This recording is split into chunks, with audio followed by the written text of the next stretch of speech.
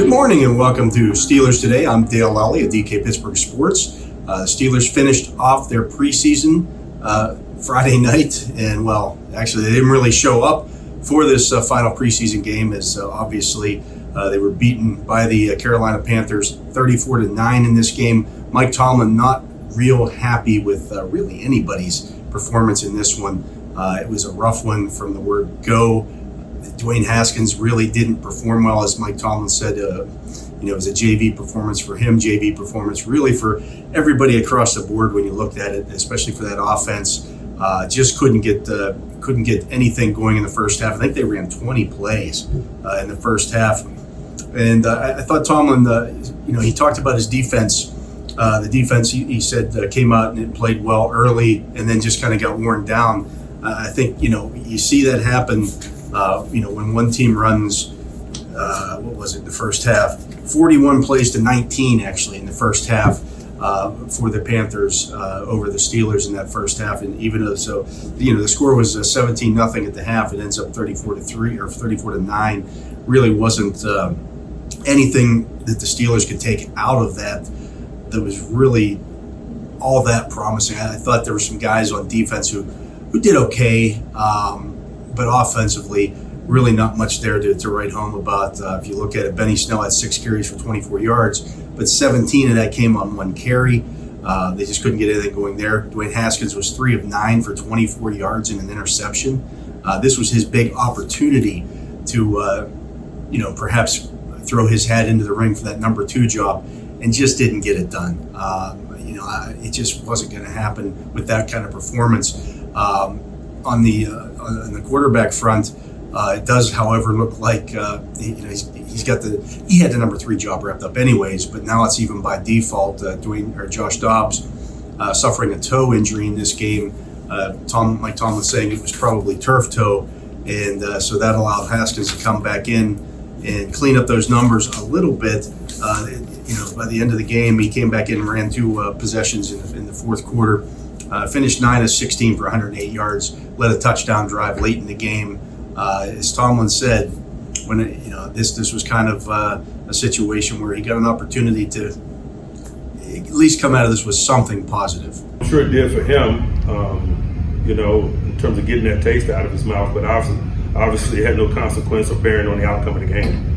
So you heard Mike Tomlin there talking about it.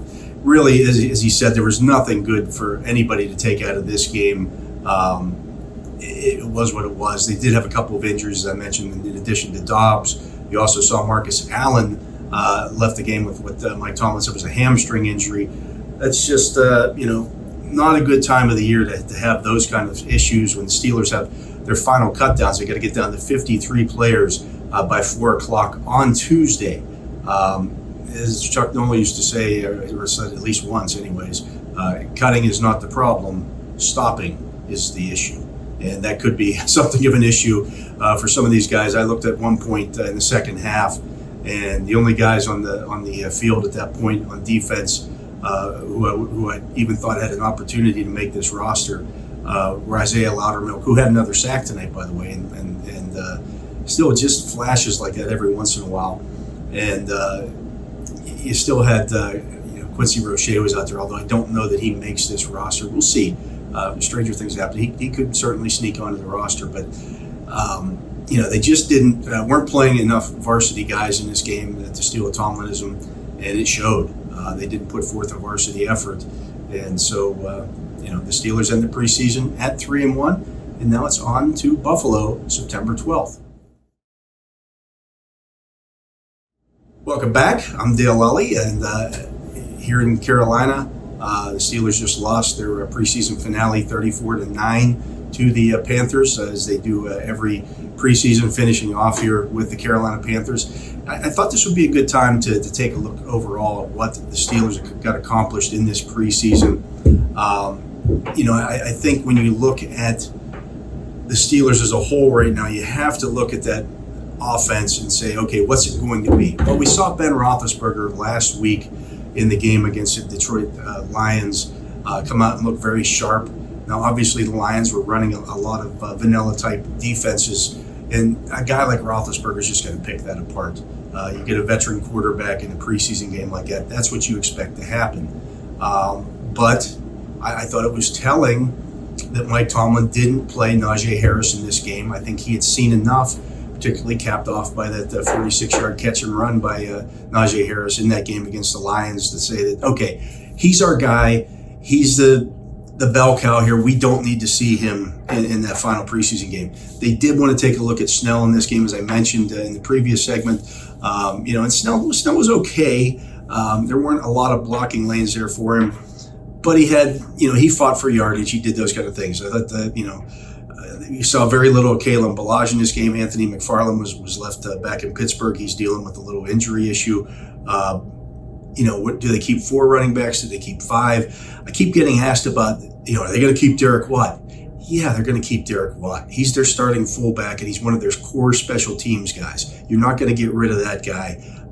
It's just not going to happen. And you will see a bigger use of the fullback this year in the Matt Canada offense. So that's something to keep an eye on here. Is they don't want to show everything going into that game against the Buffalo Bills. You got to keep the Bills guessing at least a little bit. You don't want to show them all your cards. We also didn't see Deontay Johnson or Juju Smith-Schuster in this game against the Panthers. We also did.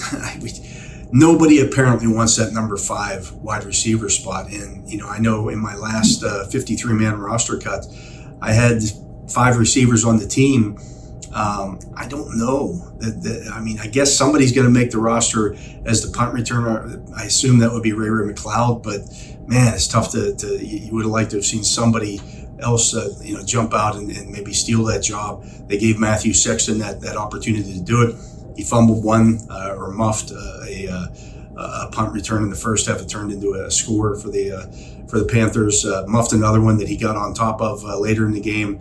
Not the showing that young man wanted to have there. If you're looking for some guys who I thought kind of stood out a little bit, I thought Isaiah Buggs had a strong game. Really showed he was playing some nose tackle in this game. That's a good way to make this roster, being able to play multiple spots. And here's what Isaiah Buggs had to say after the game about that. Most definitely. We got to learn how to play all around up front. And I'm doing a great job of moving all across the line and trying to show my skills. Finally, I thought Cassius Marsh actually played pretty well in this game. And really, that whole defensive front, that second unit defensive front, I thought did okay. I didn't think that they were bad in this game, but they just were on the field way too much in that first half.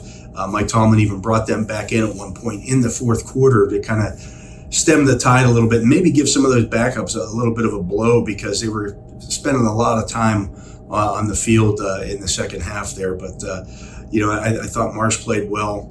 We saw Jerron Jones get a sack in this game as well. I gave him 2.5 for the preseason. That led the team. As I mentioned, Loudermilk had a sack as well. So he finishes with 2 in the preseason. So not all bad here for the Steelers. I thought that, really James Pierre had a solid game tonight, coming up and making some plays. But they still have to figure out that, I say figure out that slot cornerback position. They really don't, because it's going to be Cam Sutton.